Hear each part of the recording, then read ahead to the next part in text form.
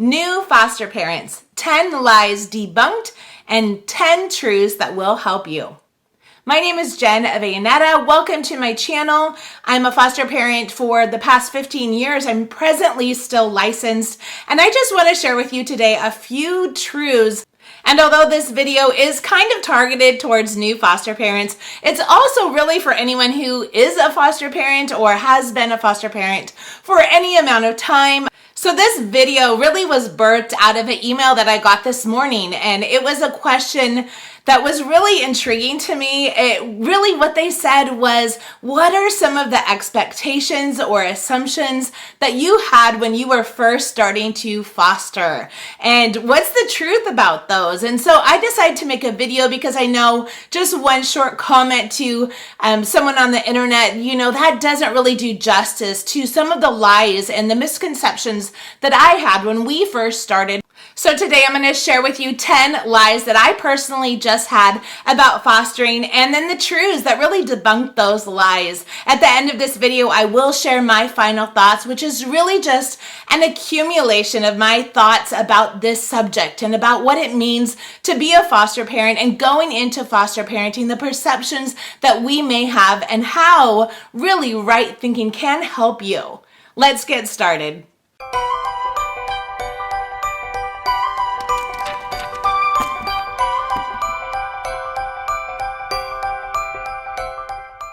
So the first lie or assumption that I had when we first started fostering was that really all of the kids that come into foster care, they wouldn't be severely abused, they wouldn't be harmed, or, maybe not all have significant behavior issues. I really thought there's just kids that come in because, their parents worked or couldn't care for them. And I just assumed that, the kids that came into care were maybe not as significant needs as they really were and what we witnessed once we became a foster parent.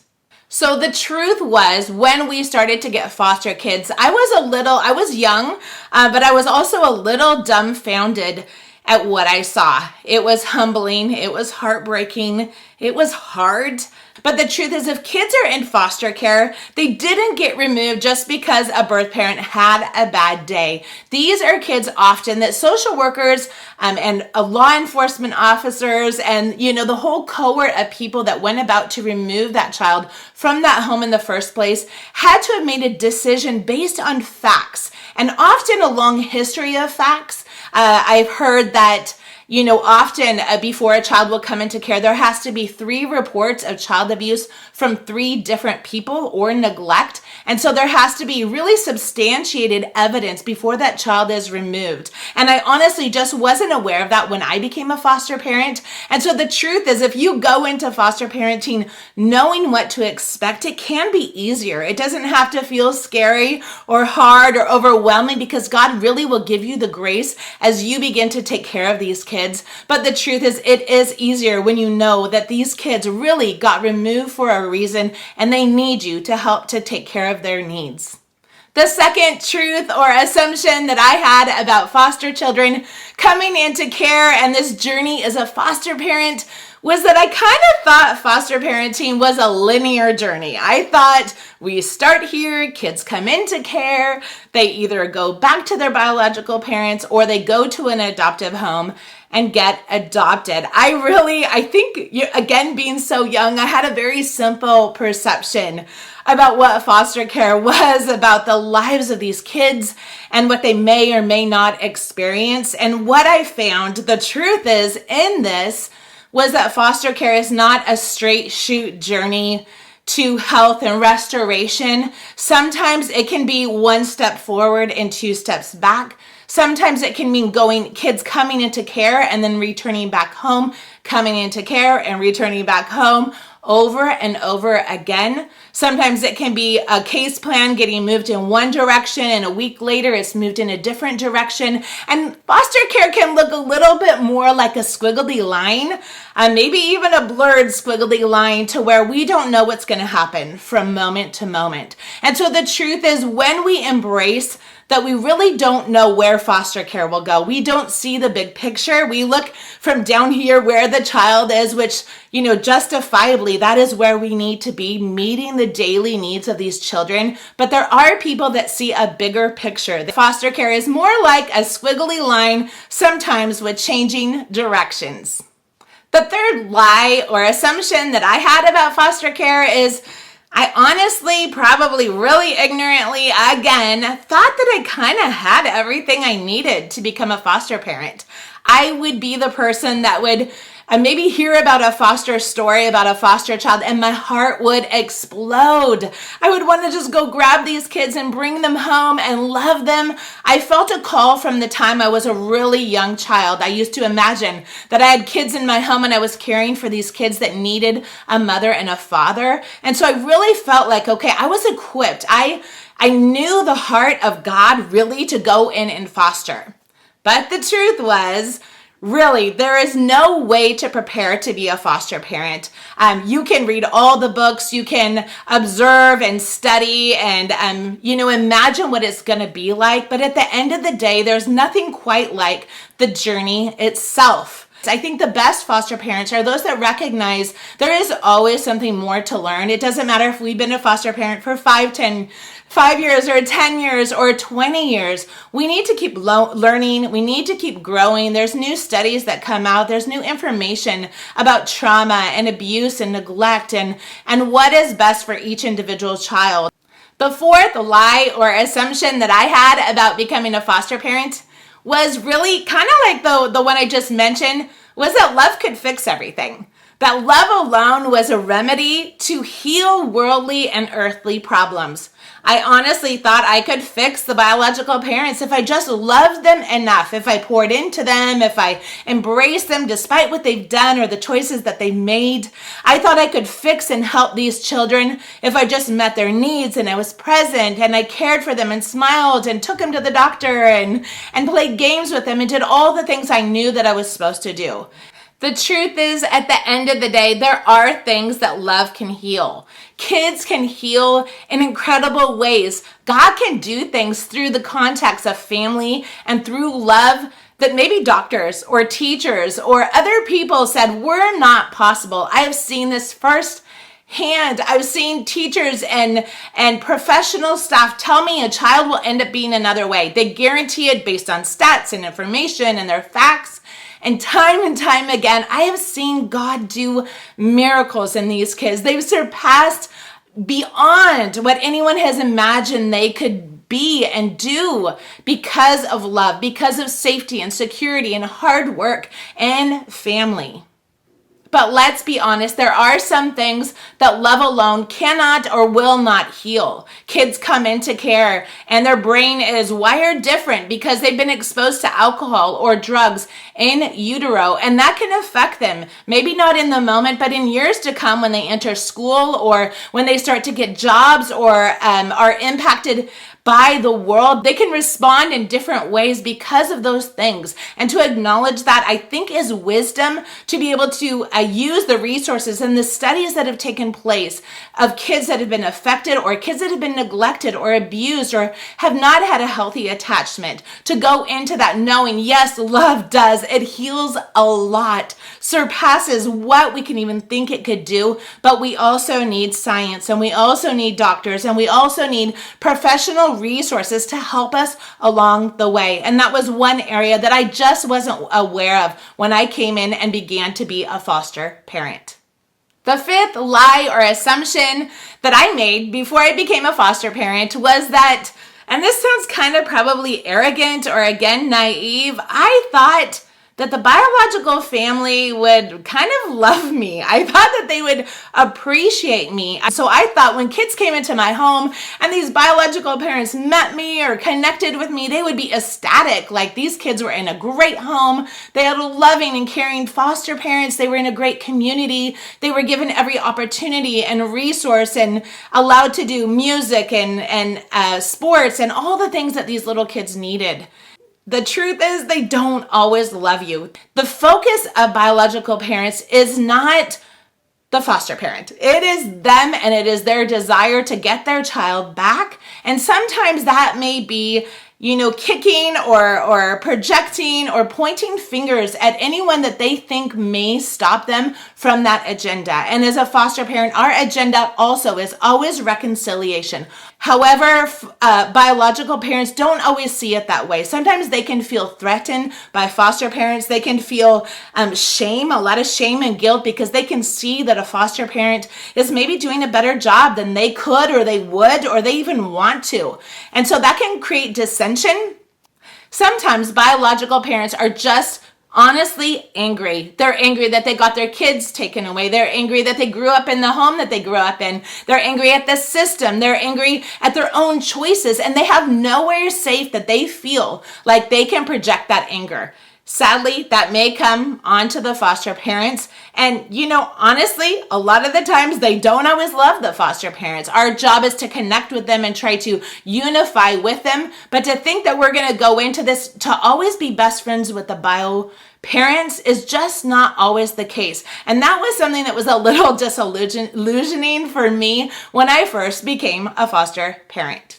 The sixth lie or assumption that I made when I first became a foster parent was that foster kids, they were going to be accepted. They were going to be embraced by the community, by their schools. They're going to be embraced maybe even by the church. And we personally have been very, very blessed to have a church all these years to wrap around us and really embrace and lift us up and pray for us. But I have heard so many stories of foster parents that just don't have that.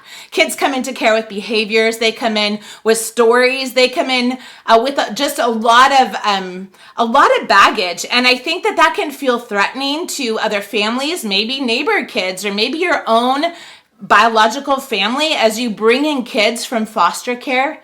And the truth is, if I would have been way more prepared to go into foster care, recognizing that these kids are not always going to seamlessly fit in. Sometimes they do, but other times it is not always so easy. And there can be some rejection as foster parents and as a family that we feel when we decide to step out and become a foster family.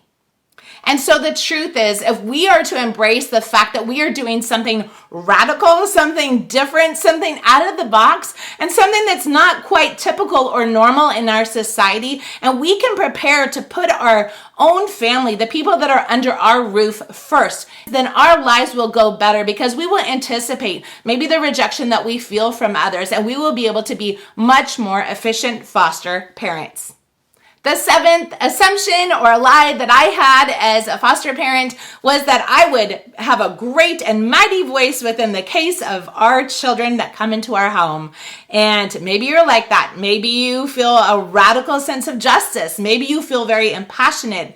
Maybe you were a teacher or a professional who goes into foster care thinking, I am someone and I have some kind of authority and I can speak into situations and people will listen. But again, the truth is that we don't always, as foster parents, have the voice that we think that we will within a specific case. Again, there's a bigger picture that we don't always see. Again, we see one side to a child. We don't see maybe their past or their history or the bio family's history. And so that can feel really frustrating. I know when we came in and I started being pretty vocal about what I felt like the needs were of the kids that are in my care, the truth was I learned that sometimes I need to be humble and I need to trust that there are people that see more than what I see, and that we don't always, as foster parents, have influence to direct the way a case goes. And that can feel a little frustrating sometimes.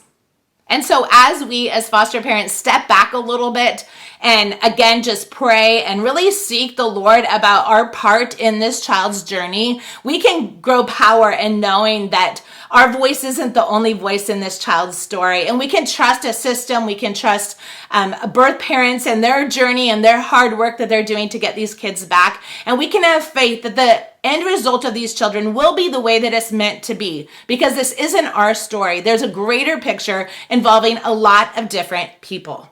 The eighth lie or misconception or assumption that I had when I came in to be a foster parent was that I would just go be a foster parent. I would take a couple cases, a couple kids that would look a certain way and be a certain way, and then I would step out and I would be done as a foster parent and I would go along with my life just as usual. But the truth is, none of those things happened. I became a foster parent and I honestly just got hooked. I got hooked to the reality that there is a world outside what we see in our safe Christian communities, in the safe walls of our homes, in the behind the screens of our lives that really we don't get often past and beyond. And when I saw the tragedy of child abuse and neglect and the dysfunction of families in the world, I became hooked. I wanted to expend myself and to serve and to care for these kids because I knew very few people were. And so the lie is that I was just going to, have a safe life and go back to my old life. But the truth was, I'm not the same. The person that I was before fostering is nothing like who I am now. And I attribute that a lot to the character formation and really the hard things that have molded who I am. And so if you're carrying the lie that maybe you'll just have one or two children and step out, beware, because the truth is you may end up having a radically different story. You may adopt a child that's in foster care that you didn't plan to adopt. And I know that's not the primary agenda or goal of foster care, but that may happen. Or you may just fall in love with birth parents and this story and forever impact a household in a positive way. Your story will not be the same, and that is for sure. The ninth lie or assumption that I made before becoming a foster parent was that somehow I was so strong and so capable of really compartmentalizing my life. I thought kids will come into my home and I will recognize their foster children and they will be reunified and I will be able to really have control over my own heart. The truth is none of those things happened again. That some of these kids, the moment I looked upon them and they walked through my door, I was full blown in love with these kids. All of the kids, I cared about all of the kids I was willing to really give my life for, to pour my life out for because of their story and their need for someone to stand by them. The truth is love is fierce. The truth is love makes us go beyond what we think we would ever go beyond and care and do things for others that we never imagined or thought we were capable of doing. The truth is love gives us a strength to do the impossible. And so forget the boundaries and the barriers that you think you might have on your life before you become a foster parent, because this is an all-in journey. And I guarantee you will find that you fall in love with these kids as well. The 10th lie or assumption that I had about foster care was that I would have some kind of control over my life. And this kind of goes along with a couple of the other points. But I did. Before I started fostering, I had life with a white house on a hill with a picket fence, and my life was pretty much in control, every aspect of it. And when I became a foster parent, nothing was in my control. I had to dispense and relinquish every ounce of control over my time, over my energy, over my finances, over my heart. My own autonomy, my own identity had to surrender, and it had to die to do this job well.